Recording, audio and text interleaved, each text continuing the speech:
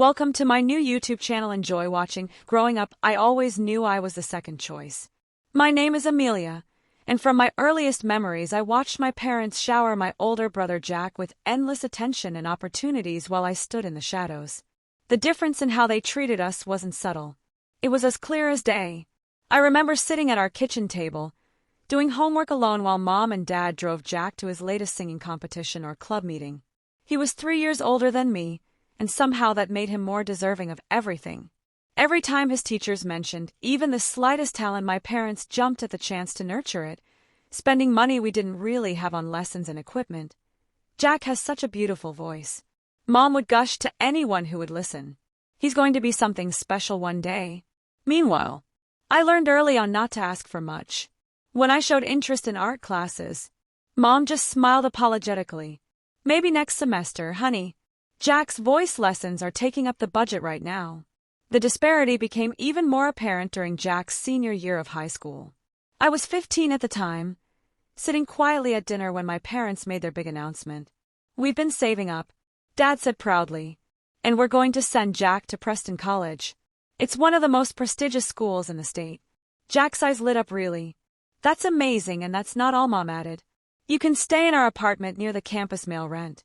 Of course, we want you to focus on your studies." I pushed my peas around my plate, trying to hide my disappointment. Not that anyone was looking at me anyway. They were all focused on Jack's beaming face as he talked about his future plans that night. Lying in bed, I did the math. If they were spending this much on Jack's education and giving him a free apartment, there was no way they'd have anything left for my college fund. The realization hit me hard, but instead of crying, I started planning. The next day I visited my grandparents' antique store. My grandfather listened as I explained my situation well. "Amelia," he said, studying me carefully, "I could just give you the money for college." He paused, stroking his chin thoughtfully, "But I think it would be better if you earned it yourself. How would you like to work here after school?" So that's how it started. While Jack packed up for his prestigious college adventure, I began working at the antique store every afternoon after school. I'd help catalog items, assist customers, and learn the business from my grandfather. My grandmother would bring me snacks and tell me stories about the vintage pieces we sold. My parents' reaction to my initiative was telling when I told them about my job and my plans to save for college. They seemed relieved, almost grateful, that I'd solved my own problem. 3 years of working at my grandparents' antique store flew by. Every afternoon spent dusting old furniture and organizing vintage jewelry had paid off. I'd save enough money for college. When I graduated high school, there wasn't much fanfare, just a quiet dinner at home, but I didn't mind. I was proud of what I'd accomplished on my own. I enrolled in the local state college, choosing a practical business program that wouldn't drain my savings. The tuition was reasonable, and I even had some money left over. Living at home and taking the bus to campus wasn't glamorous, but it made financial sense. "Mom, Dad," I broached the subject one evening. "I've been thinking about getting a used car. It would make getting to classes easier." Dad barely looked up from his phone. "Sorry, Amelia. We just don't have the money for that right now." Mom chimed in. "The bus system is perfectly fine. Lots of students use it." I bit my tongue, remembering how they'd helped Jack get his license and even contributed to his first car. But that was ancient history. Now, my first year of college passed quickly, and just as I was finishing my spring finals, our house erupted with excitement. Jack was graduating from Preston College. Mom and Dad threw him an elaborate celebration, inviting what felt like half the town. Our house was packed with relatives, friends, and neighbors, all there to celebrate my brother's achievement. I was arranging appetizers in the kitchen when Jack made his grand entrance with a pretty blonde woman on his arm. Lily, his college girlfriend. They were beaming as they walked into the room, hand in hand. "Everyone," Jack announced, commanding immediate attention. "Lily and I have some exciting news. We're engaged." The room exploded with cheers and congratulations. Mom burst into tears of joy, and Dad clapped Jack on the back, so hard I thought he might fall over. "But wait, there's more," Lily added, her voice sweet as honey. "After the wedding, we'll be moving to Connecticut. My parents own a successful business there, and they want us to take it over." Mom's tears turned into full-on sobbing. "My baby boy, a successful businessman. That's my son," Dad proclaimed. "Proudly, always knew you were destined for great things." I stood in the corner, watching the scene unfold. Nobody seemed to notice that I just finished my freshman year with a 5 GPA, or that I'd been working part-time at a local cafe while maintaining my studies, but I was used to it by now. The wedding preparations consumed the next year, while I focused on my studies now in my third year. Mom and Dad threw themselves into planning the perfect wedding for their perfect son. They took out a substantial loan to cover everything: the venue, the catering, the flowers, the band. Nothing was too good for Jack and Lily. The wedding itself was exactly what you'd expect: extravagant, emotional, and all about Jack. I stood in my bridesmaid dress, which I had to pay for myself, watching my parents beam with pride as they danced with the happy couple. They'd spared no expense, even though I knew they'd be paying off the loan for years to come. After Jack and Lily left for Connecticut, I stood in my cramped bedroom at my parents' house, staring at my textbooks. An idea struck me. The apartment where Jack had lived during college was now empty.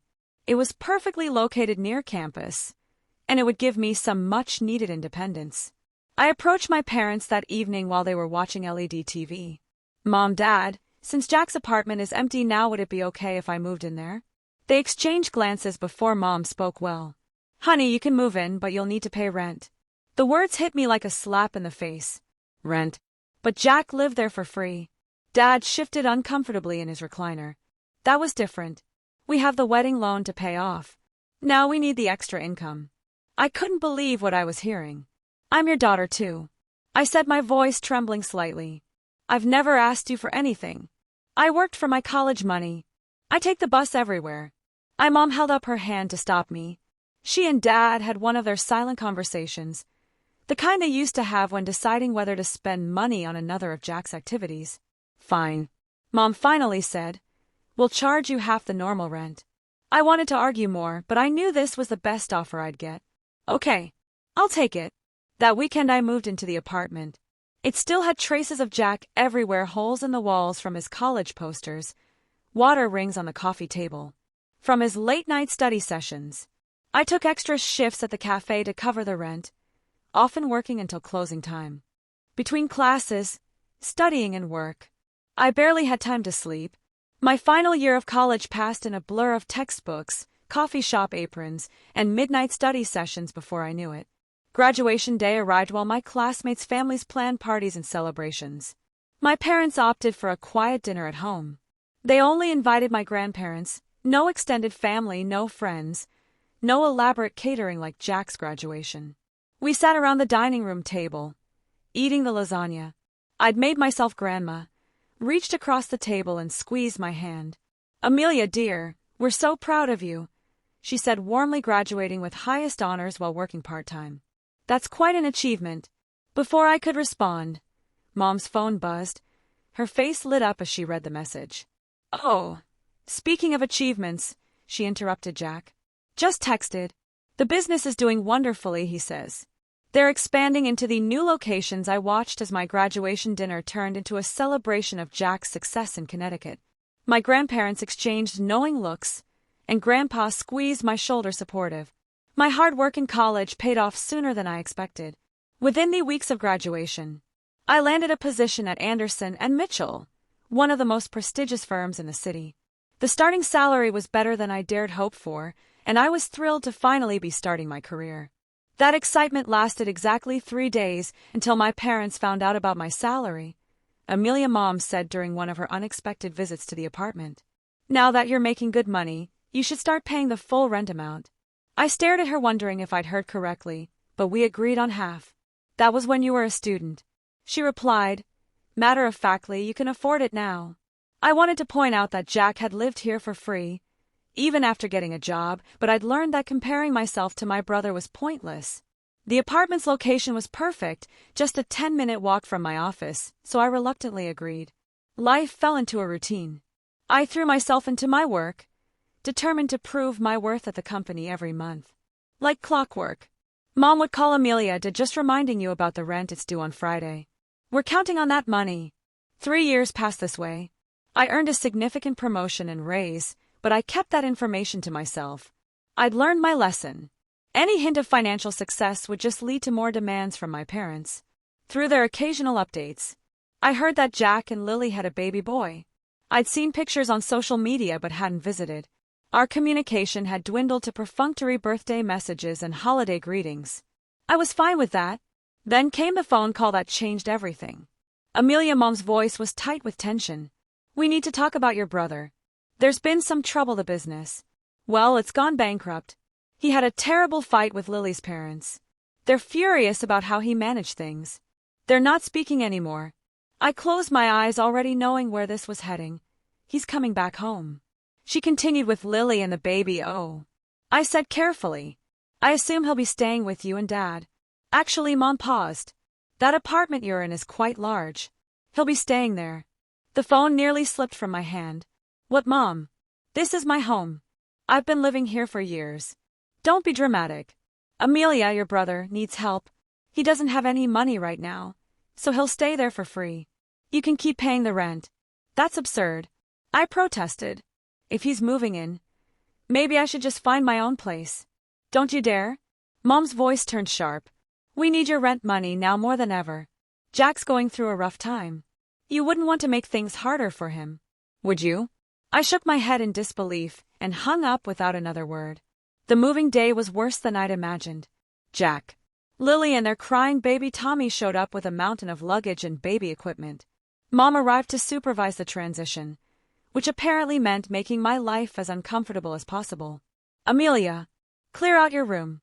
Mom directed, hands on her hips. Jack and Lily needed it for Tommy's nursery. I stood in the doorway of my bedroom, my personal space for the past 5 years.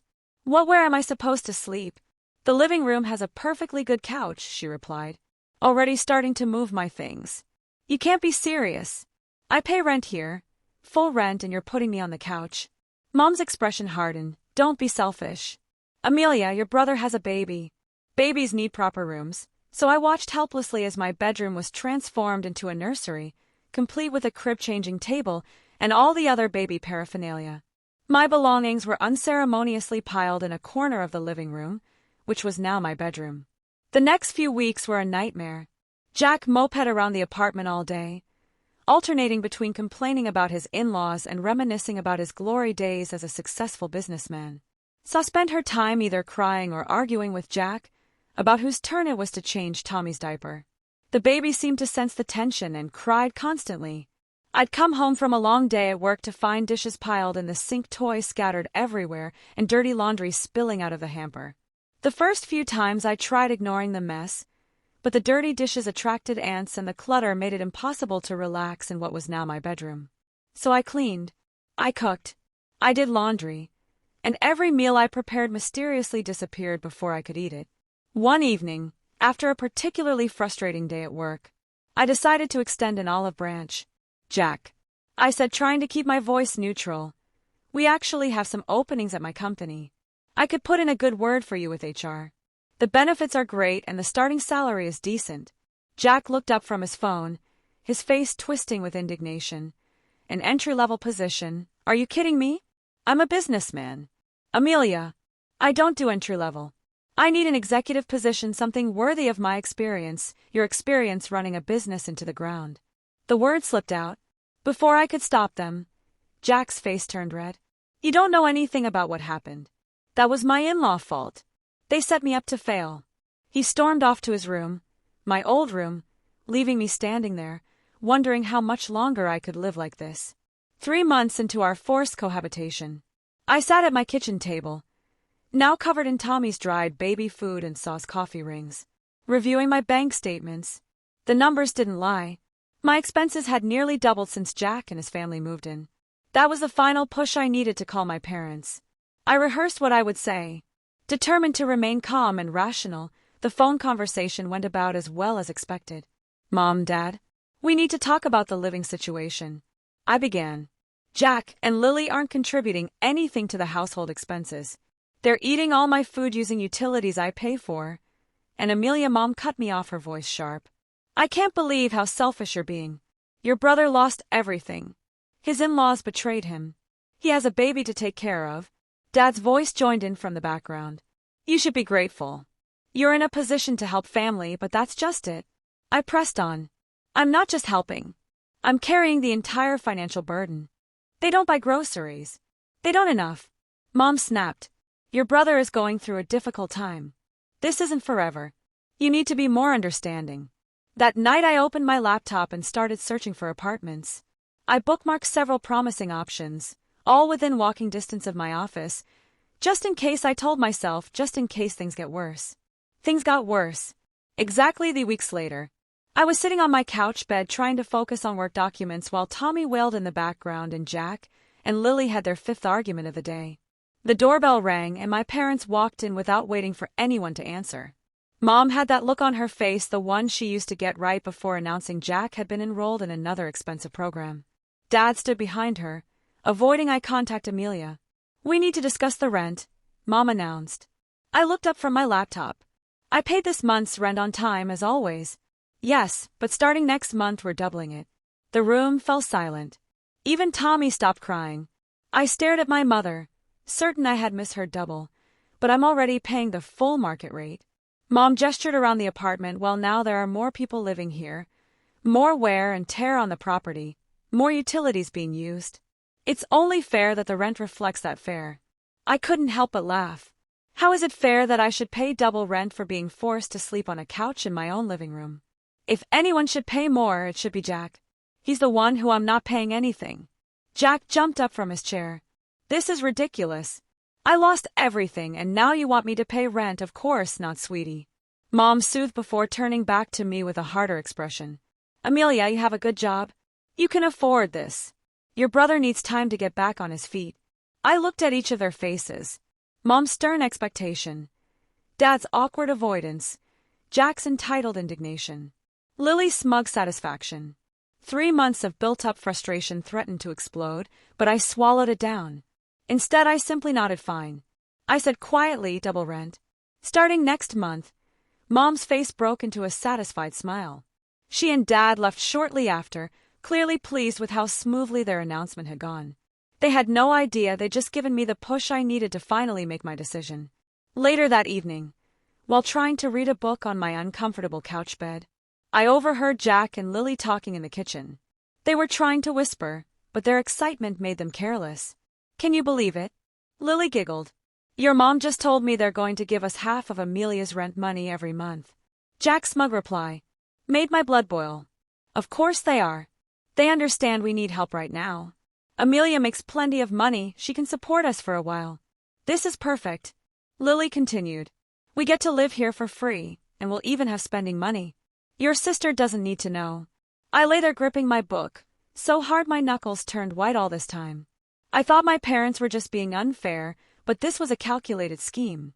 They weren't just enabling Jack. They were actively planning to use me to fund his laziness.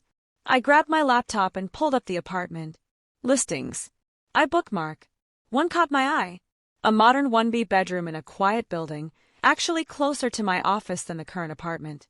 The rent was exactly what I'd been paying before the proposed increase. I called the number immediately, trying to keep my voice down.